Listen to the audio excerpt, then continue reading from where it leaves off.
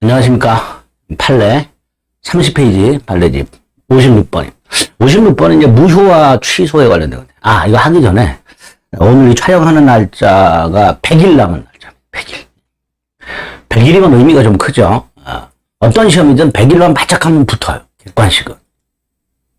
그러니까 공인 중개사 공부도 시험도 지금 설렁설렁 하셨던 분들도 지금부터 한 100일 동안만 놔주고서 공부하시면 붙을 수 있습니다. 다만 어느 정도 할 것인가, 교재라든가 이런 것들을 딱 정하셔야 돼요. 그 정해 놓은 거를 반복을 해서 보는 게 훨씬 효과적이니까 100일 계획을 세우시기 바랍니다.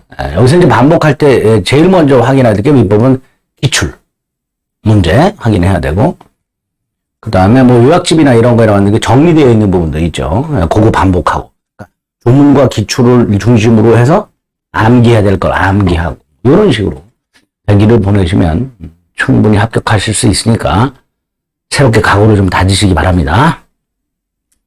자, 56번 민법 총칙의 무효와 취소에서 이제 나오는 내용들인데, 무효 부분에서는 주로 판례가 여기 토지거래 허가구역 내에서 토지거래 허가 전 거래 행위와 관련된 대법원 판례가 굉장히 많이 쌓여 있습니다.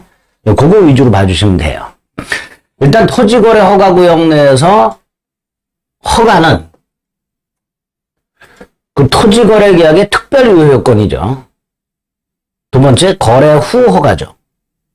따라서 허가를 받기 전에 거래를 하고 나중에 허가를 받죠. 그러니까 이 사이가 유동적 무효가 되겠죠. 일단 유동적 무효 상태에서는 원칙적으로 채권 채무가 발생하지 않죠. 예를 들어서 이전 등기 청권 이런 거 없죠. 대금 청권 이런 거 없습니다. 그러니까 없는 권리, 존재하지 않는 권리를 피보전 권리, 피보전이라는 건 미리 확보한다 이런 뜻이죠. 처분금지 가처분을 신청할 수 있는가? 안 되죠. 존재하지 않으니까. 갑으로부터 부동산을 매수한 을의 입장에서는 허가를 받아야 되는데 이 갑이 다른 사람한테 팔아먹을 수도 있단 말이죠. 그러니까 이제 팔아먹지 못하도록 처분금지 가처분이라는 걸 걸어놓을 필요가 있는데, 이 처분금지 가처분이라는 것을 신청하려면 이 처분금지 가처분을 통해서 미리 확보해 놔야 될 권리가 존재해야 돼요. 그런데 유동적 무효 상태에서는 소유권 이전 등기 청권이 없으니까, 존재하지 않으니까 그걸 근거로는 처분금지 가처분을 신청할 수 없습니다. 그럼 물은 그냥 넉넉히 있어야 되느냐, 처분금지 가처분을 신청 못하느냐? 아닙니다. 할 수 있는 게 있죠. 소유권 이전 등기 청권이 아니라 허가 절차, 협력 청구권. 유동적 무효 상태에서도 허가 절차에 협력할 것을 청구할 권리는 있죠. 그러니까 요거를 피보전 권리로 해서 처분금지 가처분을 신청할 수 있습니다. 그렇게 구별을 해주시면 됩니다. 3절 토지거래 허가 받기 전 유동적 무효니까 채무가 없고, 즉 소유권 이전 등기 자체가 없죠. 따라서 이거를 불이행했다 하더라도 채무 불이행이 아니죠. 채무 불이행이 아니니까 해지할 수 없다가 되겠죠. 또 대금 지급 의무가 없죠. 그러니까 매수인은 대금을 지급하지 않아도 매도인에게 허가 절차에 협력하라고 청구할 수 있고요. 매도인도 매수인이 대금을 지급하지 않는다는 것을 이유로 허가 절차 협력을 거절할 수가 없다. 이렇게 되겠죠. 3번 계약 당사자 중 일방이 계약을 일방적으로 철회하면 아무 이유 없이, 그럼 일단 원래 일방적으로 철회를 못해요. 못하는데 토지거래 허가구역에서 일방적으로 철회했다라는 건 나는 허가 절차에 절대 협력하지 않겠다 이렇게 얘기한 거죠. 그거하고 똑같죠. 그러니까 일단 계약은 확정적 무효가 됩니다. 확정적 무효가 되고, 첫 번째. 또 하나, 일방적으로 철회한 요놈이 귀책 쌓여 있는 거죠. 지 맘대로 철회했으니까 요 무효가 되는데 귀책 쌓여 있는 자도 무효를 주장할 수 있고, 그러니까 매수인이 일방적으로 처리한 다음에 무효다라고 주장할 수 있고, 다만 손해를 배상해라 이렇게 이야기 됩니다. 세 가지 기억하시면 돼요. 계약을 일방적으로 철회했다, 확정적 무효가 됐다. 두 번째, 계약을 일방적으로 철회함으로써 계약이 확정적 무효로 됨에 귀책 쌓여 있는 자, 일방적으로 철회한 자도 무효를 주장할 수 있다. 대신 상대방에게 손해를 배상해라. 세 가지를 기억해 두시면 되겠습니다. 4번 유동적 무효 상태에서 불허가 처분이 나면 확정적 무효가 되죠. 그리고 좀 전에 말씀드렸죠. 거래계약이 확정적으로 무효로 되면 귀책 사유가 있는 자. 좀 전에 봤던 그 일방적으로 처리한 놈, 그런 놈들. 그런 놈들이라 하더라도 일단 무효를 주장할 수 있다. 무효를 주장할 수 있다. 다른 표현. 무효를 주장하는 것은 신의 측에 반한다고 할 수 없다. 따라서 무효를 주장하는 것은 신의 측에 반하지 않으니까 허용된다. 이렇게 되겠죠. 그리고 손해배상 해야 된다 그랬죠. 5번 유동적 무효 상태에서는 부당이득 반환 청구가 안 됩니다. 부당이득 반환 청구는 정적 무효일 때 하는 거죠.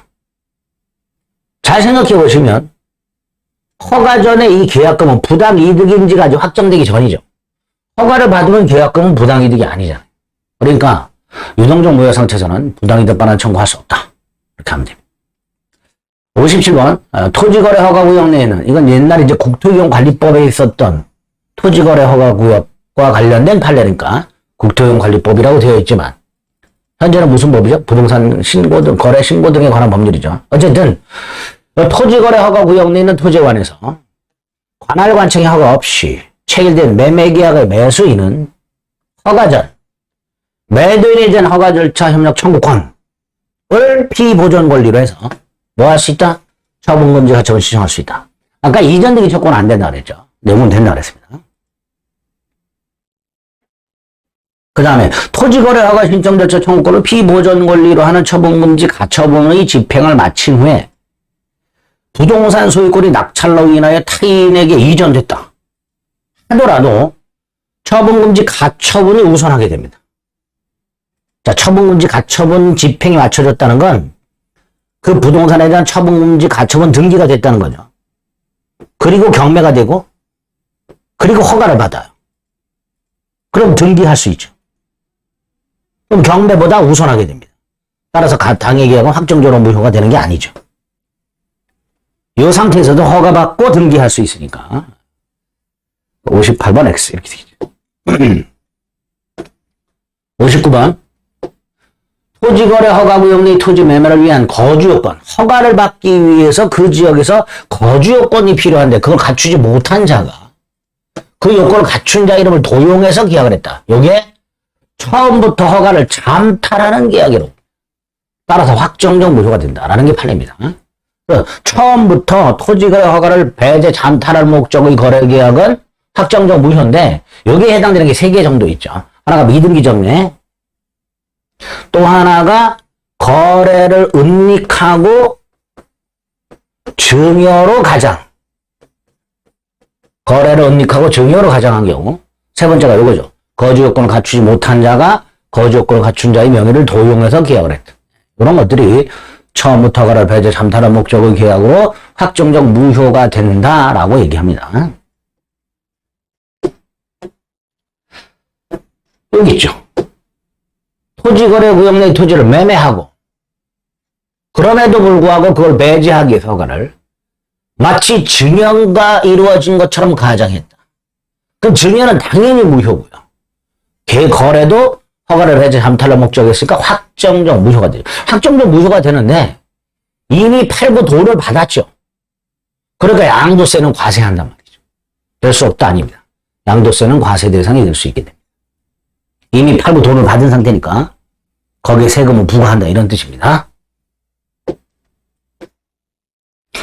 60번 토지거래 허가구역 내 토지거래 매매계약에서 매매계약 체결 당시 일정한 기간 내에 토지거래 허가를 받기로 약정했다. 일정한 기간 내에 이달 안에 허가를 받자. 그런데 허가를 받지 못한 채 그 기간이 지났어요.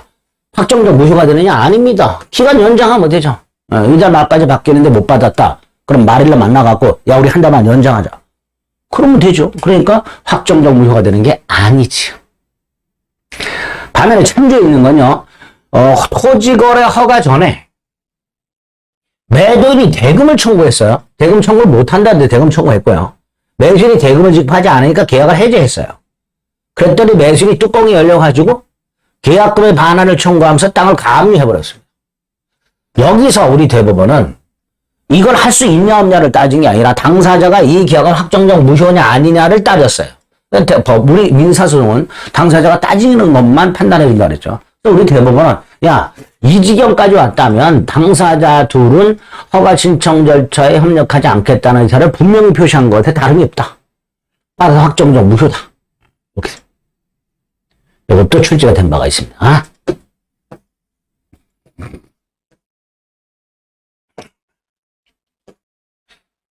자, 61번 토지거래가 의사의 흥결 또는 하자. 의사의 흥결이 뭐죠? 비진위 표시, 허위 표시 착오. 하자 있는 게 뭐죠? 사기 강박. 아하! 토지거래 허가 구역 내에서 허가를 받지 않은 채 거래를 했는데 별도의 무효 취소 사유가 있다 이런 뜻이에요. 그러니까 유동적 무효 상태에서도 그 별도의 무효 취소 사유를 주장하고 그럼 계약은 확정적으로 무효가 될 거고 따라서 허가 절차 협력으로 면할 수 있다 이렇게 되겠죠. 그래서 유동적 무효 상태에서도 별도의 무효 취소 사유를 주장할 수 있다. 62번 계약금을 주고받았다. 근데 계약금을 주고받으면 우리 법 565조에 의하여 당사자 일방이 이행 착수 전까지, 이행 착수할 때까지 계약금 포기 또는 배상만 해제할 수 있죠. 자, 여기서 문제가 된 게 뭐냐? 이게 이행 착수냐의 문제죠. 거래하고 계약금을 받은 상태에서 허가를 받았을 때 이 허가가 이행 착수에 해당이 되면 허가 이후에는 계약금 해제 못한다 이렇게 되겠죠. 그런데 우리 대법원은 이 허가를 이행 착수로 보지 않습니다. 잘 생각해 보세요. 허가를 받아야 계약이 유효가 되고요. 유효가 돼야 채무가 생기고요. 채무가 생겨야 이행을 착수하겠죠. 결과적으로 허가 후에 이행 착수하죠. 그러니까 허가 자체는 이행 착수가 아니죠. 따라서 허가를 받았다 하더라도 그 사실만으로 이행 착수가 아니니까 여전히 계약금 해제할 수 있다. 이렇게 되겠죠. 계약금만 수수한 상태에서 허가를 받았다 하더라도 이행 착수가 아니므로 계약금 포기 또는 배상만 해제할 수 있다. 이렇게 되겠죠. 그 다음 이제 무효에서 나올 수 있을 만한 게 무효행위 추인과 전환에 관련된 판례 한두 개 정도. 자, 먼저 무효행위 추인이에요. 139조죠. 무효인 범죄는 추인하더라도 효력이 없다가 원칙이죠. 139조 본문이죠. 그래서 강행규정 위반 행위, 반사의 질성이 불공정한 행위는 추인할 수 없다 이렇게 되죠. 다만 가장매매와 같은 상대적 무효에서 당사자가 무혐을 알고 추인하면 처음부터가 아니죠. 그냥 새로운 행위로 본다죠. 굳이 말하면 그때부터죠. 그때부터. 자, 무효행위 추인은 장래효라는 거. 64번. 자, 취소할 수 있는 행위에서 취소하려면 취소 사유가 있어야 되죠. 행위 당시에 취소 사유가 있어야 돼요. 제한 능력, 착오, 사기 강박. 그런데 각과리 계약을 했는데 갑은 계약을 강박을 이유로 취소를 했고요. 을은 계약을 착오를 이유로 취소를 했어요. 그런데 강박도 없었고 취소도 없었어요. 그러면 강박도 없었고 착오도 없었어요. 그럼 취소 사유가 없었던 거죠. 취소 사유가 없으니까 취소 자체가 효력이 없죠. 따라서 계약은 효력이 상실되지 않는다죠. 즉 계약은 취소된 것이 아니다가 되겠죠. 그래서 계약을 취소하려면 행위 당시 취소 사유가 존재해야 된다. 제한 능력, 착오, 사기, 행박. 취소 사유가 없음에도 불구하고 양당사자가 취소를 했어. 얼핏 보면 양당사자가 계약을 취소하고자 하는 의사가 합치가 됐죠. 그러니까 그 의사에 초점을 맞추면 취소된 거다 이렇게 해석할 수가 있게 되는데 대법원은 그렇게 해석 안 한다는 거죠. 취소하려면 취소 사유가 존재해야 되고 따라서 취소 사유 없이 취소했다면 취소 자체가 효력이 없다. 따라서 계약은 취소된 것이 아니다. 즉 계약은 효력을 상실하지 않는다. 이렇게 되겠죠. 취소는 의사표시과 명시묵시를 불문하죠. 그래서 취소를 당연한 전제로 하는 청구 또는 거절 속에는 취소 의사표시가 포함되어 있다. 여기서 청구는 이제 반환 청구라는 거죠. 사기당해가지고 물건을 넘겨준 사람이 상대방에게 반환을 청구한다. 사기당해서 계약을 한 사람이 상대방의 이행을 거절한다. 이런 거 다 취소하겠다는 의사가 포함된 걸로 보는 거죠. 취소를 당연한 전제로 하는 소송상 청구 또는 거절 속에는 취소 의사 표시가 포함되어 있다. 자, 65번 취소할 수 있는 행위를 취소하면 무효가 되죠. 무효가 됐으니까 좀 전에 봤던 무효행위 추인할 수 있지요. 요거는 거의 공식처럼 기억을 하시면 돼요. 요 65번 질문은 이해하려고 하지 마시고 그냥 그 흐름대로 기억을 하세요. 취소할 수 있는 행위를 취소를 했다, 무효가 됐다, 무효가 됐으니까 무효행위 추인할 수 있다. 이렇게 돼요. 그러니까 더 이상 추인할 수 없다는 틀린 질문이죠. 무효행위 추인의 요건과 효과로 추인할 수 있게 됩니다. 66번은 그냥 공식이에요. 법률행위 일부에만 취소 사유가 있을 때 원칙 전부 취소고 다만 가분적이고 가정적 의사가 인정되면 일부만 취소할 수 있는데 단 특약만 취소할 수는 없다. 공식으로 기억하시면 돼요. 특약만 취소할 수는 없다. 이유는 매매 계약과 특약은 불가분이다. 즉, 매매 계약 없이 특약만 하는 경우는 없다. 특약은 계약에 부수하여 체결되는 거다. 따라서 계약과 특약은 불가분이기 때문에 특약만 취소할 수는 없습니다. 취소를 하려면 가분적 또는 일부 특정, 가분적 또는 일부 특정 둘 중에 하나, 두 번째 가정적 의사, 그래야만 일부 취소가 가능하죠. 그런데 특약은 불가분이니까 특약만 취소할 수는 없다. 이렇게 되겠죠. 67번 취소권의 단기 소멸이죠. 취소권은 추인할 수 있는 날. 이게 언제죠? 취소 원인 소멸한 날이죠. 예로 나오는 게 뭐죠? 성년자가 된 날. 성년자가 된 날. 사고가 제거된 날.